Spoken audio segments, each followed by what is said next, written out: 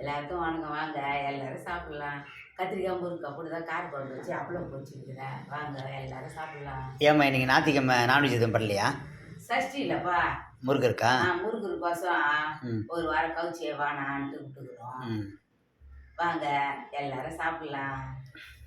இந்த ஒரு சாப்பாடு, அப்பளம், காரக்குழம்பு, தண்ணி வச்சுக்கிறோம்.